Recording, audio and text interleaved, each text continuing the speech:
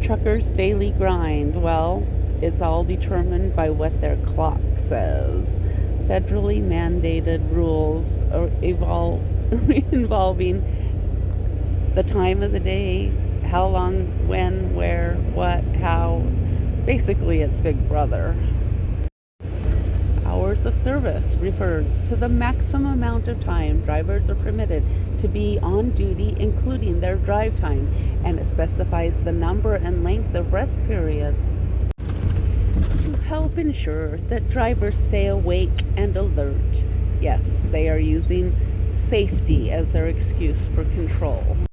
Gone are the days of paper logs. Although they are not entirely gone, as the law requires that we carry copies of paper logs. In case our electronic logs break down, we must immediately start tracking our time on paper logs. So, let's break down these laws, these rules, these regulations. We all basically have some form of electronic logs. What they look like varies, as different companies have different software programmers designing different logbooks for us.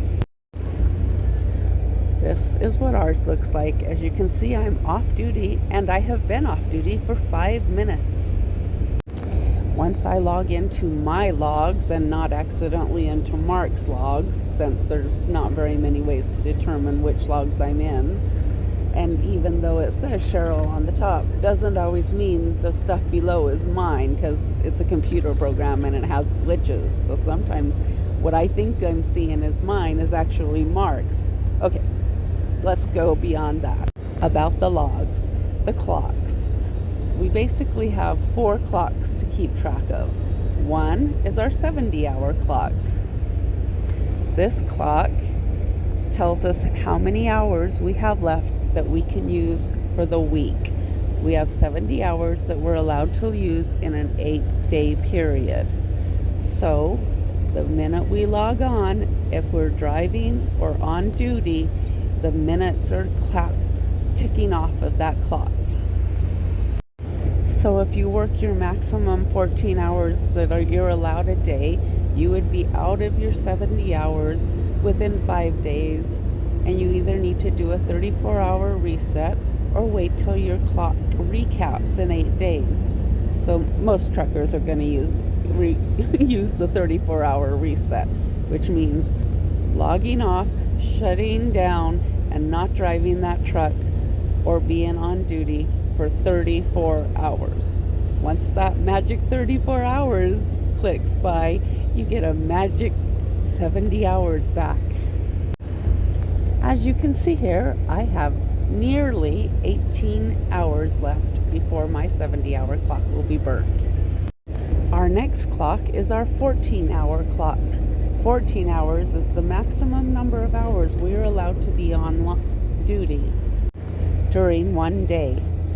However, as soon as we start that clock, it continues to count down regardless of 30-minute breaks, bathroom breaks, being stuck on a yard for 3 hours, waiting for a load to be readied.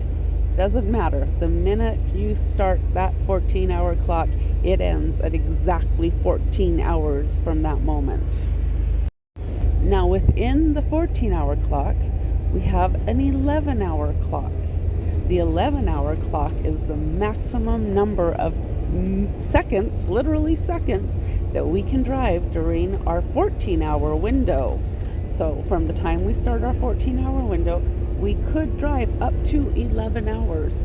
So if you end up stuck somewhere due to a numerous number of reasons, like the reasons you could be shut down, stuck, flat tire, stuck on a yard, traffic jam, weather, doesn't matter. Your clock is started. You use those 11 hours within the 14, or you lose those 11 hours. It might be only 8 that you're left with. Now, inside the 11-hour clock, we have an 8-hour clock. Now, what the 8-hour clock tells us is that we are not allowed to drive for more than 8 hours without a mandatory 30-minute break. Not 30 minutes broken up between a 5-minute break here and a 12-minute break here and an 8-minute break here, or any kind of breakup of the, nope, a solid 30 minutes. Sometime before you hit 8 hours, you better shut down for 30 minutes. What does that mean? That means find a place to park if you can and just sit in your truck for 30 minutes. Okay, so maybe you get out for 5 and do a few things and grab a drink and use the restroom, but the rest of the time, most truckers are just sitting in their truck watching their clock count down so they can get back on the road. It would make so much more sense if they just said, you need to have at least 30 minutes worth of break within your 8-hour drive time so we could use it when it is needed, like when nature calls, or when the fuel starts running low, or like when the weather gets bad and you have to pull over and sit for a bit. As you can see here, I've been off duty for 6 minutes and 35 seconds. If I continue to stay off duty, I will get the rest of my hours back. Since I wasn't at 8 hours, I will get more than just 3 hours back. When you log off for your 30-minute determines how much time you get back of your 11. I know it's getting crazy and your mind's about to be blown. How does a trucker keep track of all these clocks? So every time I do anything during the day, sleep, log off, log on, drive, it's all logged on this little chart. Since I drive the night shift, my driving windows are in the morning and the evening, and my sleeping window is during the middle of the day. The little teeny notches going up and down is either when I was on duty, and the ones going up is when I was off duty, taking a break, getting fuel, stopping to use the restroom, refilling my drinks. Not only is my day logged, every minute of it is noted, the exact miles that I had run. The notes log where I'm located, what my odometer said, how long I was in that stage, and what I was doing during that stage, whether I was fueling or taking my 30-minute break or taking a rest break or doing a safety check or stopped at a weigh station or doing a pre-trip or doing a post-trip or picking up a load or delivering a load on a lot, shut down for weather, whatever. It's all noted. Every minute of it's noted. I am a little bit rebellious, and when I am off duty, I'm off duty, and that's all the information they get from me. If I choose to use my off-duty personal conveyance driving time, which is 20 minutes a day with our company, it requires notes to know what I'm doing during my personal conveyance time. And I tell them personal errands. That's all they're ever going to get from me as well. It's none of their business during my off time what I do with it. Certainly not going to log it in the notes. So as of right now, I just need to sit here staring out the window, not working, not driving, for another 13 minutes, and then I can get back to work. Oh, yay, look at that. I finally got my 30 minutes in, and now I have 8 more hours before I have to take another rest break. Oh, psych, sorry, I don't. I only have 4 hours left to drive. No, actually I don't. I only have 4 hours left on my, 4.5 hours of drive time left, and I have 6.5 hours to use that 4.5 hours up in. Okay, time to roll. Back to work we go. Any of this making sense? Well, it usually takes a little while to get your head wrapped around it all. Now this is my 8-hour day, 8-day week. So I can look at everything that I've done for the last 8 days. Now, being a team truck, we both have our own separate logs, and you just have to go back and forth between them. But look on this page. Do you see anywhere where it has a name? No. Do they have a different color? No. When you're on that page, you have no idea whose logs you are actually logged into. That little design flaw has led to many headaches for us. Okay, so you have an idea what truckers' logs and hours of service mean, let's talk about how they affect what's going on the roads. They were all implemented because they wanted to make the roads safer. If they can control how long a truck driver drives, they won't be driving when they're sleepy. Because if you make a person log off, they're obviously going to be asleep. And if you make them log on for their 14-hour, they have to stay alert that whole time. They might, no chance they might get tired or drowsy or have had a bad night's sleep the night before, and a nap would be nice. Okay, you can tell I think these logs aren't working. I'm not alone. I haven't talked to a single trucker that likes the logs, likes the control that it has over their every waking moment and sleeping moment and breathing moment and every other bodily function moment in between. I've heard it from truckers I've talked to everywhere I've gone, whether it's a truck stop or rest stop, sitting by the fuel, eating at a restaurant, or just talking over the CB. They all agree. Truckers' strict driving rules are leading to more accidents rather than less. How could that happen? Because we can't control when we take a nap. We can't alter our 14-hour clock based on bad weather or an accident that has shut the traffic down for 8 hours while they clean it up, or being stuck on a yard for an extra 7 hours because the load wasn't ready to pick up at 8 a.m. when you arrived, but your 14-hour clock has already started. No stopping or pausing or changing. So once that 14 hours is burnt, you only have 4 hours left to drive for the day. Too bad, so sad. You're going to lose your paycheck. So you better drive twice as fast, make up as many miles as you can during that 4 hours for all of the 7 that you lost earlier while you were sitting. So basically, all the truckers agree. The clocks are so rigid that drivers are racing the clock. And I have to admit, it's happened to me on numerous occasions. There's been times where I have 48 minutes left, and the next truck stop where I can safely park is 38 miles away. I'll be able to make that, no problem. Oh, oops, I didn't realize there was a construction zone coming up where I have to slow down to 45 miles an hour, and I end up behind a really slow driver going 30. By the time I get out of the construction zone, I have 3 minutes left, and my exit is 5 miles away. I won't make it, and as fast as I go, I'll never make it, which means I'll go into violation on my clock if I exceed my minutes that I'm allowed. So I will be pulling off on an unsafe shoulder before my clock hits its time, or I will hammer down and speed in order to get to a safe parking spot before my clock ends up. That's what they mean, racing the clock.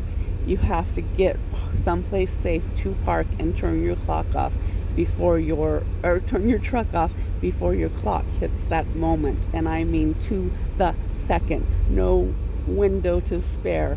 So what happens if I go and drive 7 seconds over my 11-hour clock? Well, I get a violation, which is a red mark on my logs. And if I get pulled into a wait station and they look at my logs and see that red mark, doesn't matter what the reason was for that red mark, it was a violation, and I will get a ticket for it. And it won't be a little teeny $25 ticket that four-wheelers get for little violations. No, it will be a good chunk of my paycheck for the week. So they found one little red mark where I drove for 5 seconds past my 11-hour clock trying to get to a safe place to park. What does that mean? Well, initially they can only go back a few days. They can't look at your logs beyond a limited number of days, except if they find a red mark. Then that gives them permission to go back 3 months and fine you for any and every additional violation they find. Well, I don't believe in giving the government 1 red cent more than they're already stealing from us. So I do everything in my power to not go into violation of any kind. Well, that sounds great in theory.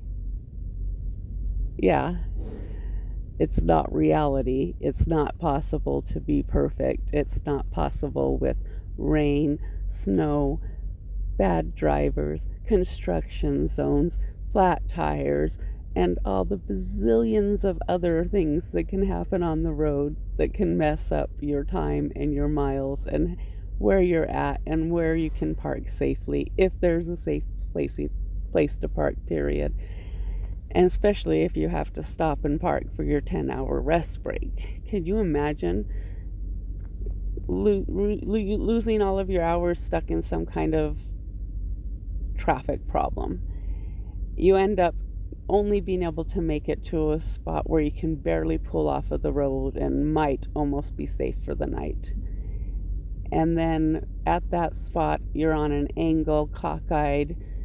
You're going to be sleeping in your bed upside down half the night, as well as hearing all of the traffic going right past your window while you attempt to sleep so that you'll be fresh and able to drive safely the next day. Doesn't really sound very safe to me. Does it sound safe to you? I don't think so. A good night's sleep involves finding a good, safe place to park. And I know the person that doesn't live it will say, well, just plan better.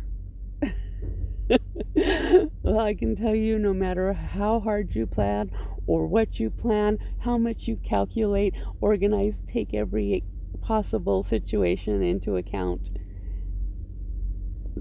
things happen. You plan to go to a rest area, you know exactly where it is, how far you have to get there, how much time you'll have on your clock in good driving conditions, and you pull into it and there's no parking available left. What do? 12 minutes left on your clock and no place to park. You planned, didn't pay off. So, long story short, if a trucker looks like they're in a hurry, there's a really good reason for it. They're either racing their clock or they're racing their delivery window. They've been delayed so many times and things have happened on their trip that they're not going to make their window. Well, you can get what's called service failures if you don't deliver on time, and you can get violations with massive tickets if you don't shut down on time.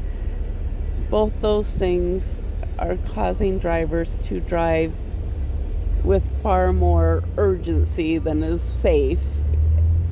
So until they fix the hours of service and let drivers use their logic to manage their day in a more realistic way, and I personally just say make it 700 miles in a 24-hour period, and you can break that 700 miles up anywhere, any way you need to based on your delivery schedule, weather, construction, breakdowns, a nap, whatever. You can alter what you need to and still get the miles in you need to make a paycheck. Well, until they do that, I recommend you just stay out of an 18-wheeler's way. Just stay out of their way. If they need to change lanes, they have a reason for it. And if they are hammering down and honking at you and riding on the tail, they probably have their clock screaming at them with their miles not matching the minutes they have left. So help stay safe until the government makes regulations more common sense, because since they've implemented these safety rules, accidents have increased. See how magic that is? Control people's lives and make the world safer, and see the exact opposite happen in reality. Safe driving, everyone. Talk to you later, and hopefully it won't be a topic that I'm quite so sarcastic about.